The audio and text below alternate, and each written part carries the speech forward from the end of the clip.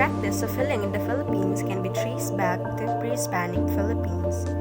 There are basically three types of traditional healers: the albularyo or herb doctor, the babaylan, and the espiritistas or spiritualist. A herb doctor lives in a village and may be a farmer or a carpenter. He will treat patients using herbs and oraciones, but he will not perform a surgery. If the herb doctor attributes a relatively mild case of fever in a child to the spirits, he may try to drive away through the offering of prayers and food. There are cases in which one may be afflicted with illnesses of the spirit and those that are unseen, such as sickness of the soil. The sickness of the soil refers to being struck down with illness brought on by spirits living in the ground. The disease may take various forms, and the doctor will usually choose from 5 methods in order to treat patients. The methods are prayers, spitting, rubbing, plastering, and murmuring. The use of prayers is nothing more than we use of prayers to invoke some saints that was forgotten. Spitting is associated with chewing and spitting on the object. For example, in circumcision, tobacco mixed with guava leaves is chew, and the mixture is bad one.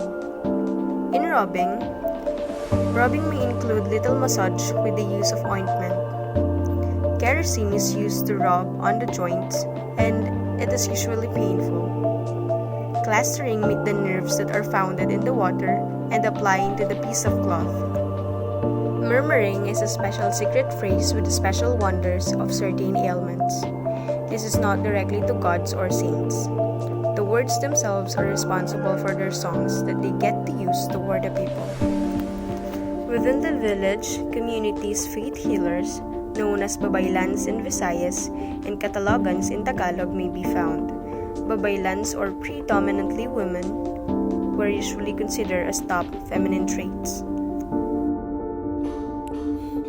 A babaylan was considered specialist in the fields of culture, religion, medicine, and all kinds of theoretical knowledge about the phenomenon of nature. Their mystical women would need real social and spiritual power in pre-colonial Philippine society. Each babaylan will perform 4 main power roles: a leader, a counselor, a healer, and a sage. The traditional bat in babaylan formation was to be called Gluko, the supernatural being, or they inherit the room from an elder babaylan. The sacred call would come on Eugene, or one might go through a trance-like state called sinasapian, or spiritual possession. Assisted by a sulu, a spiritual guide, should be submitted to a spiritual journey and intense religious encounter through which a successful navigation inspire her physical and mental.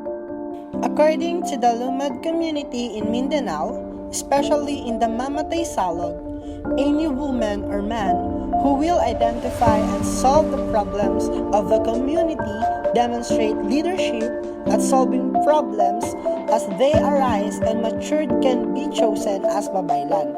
But in the other woman communities, or woman or man was able to give this order a weapon in defense to community.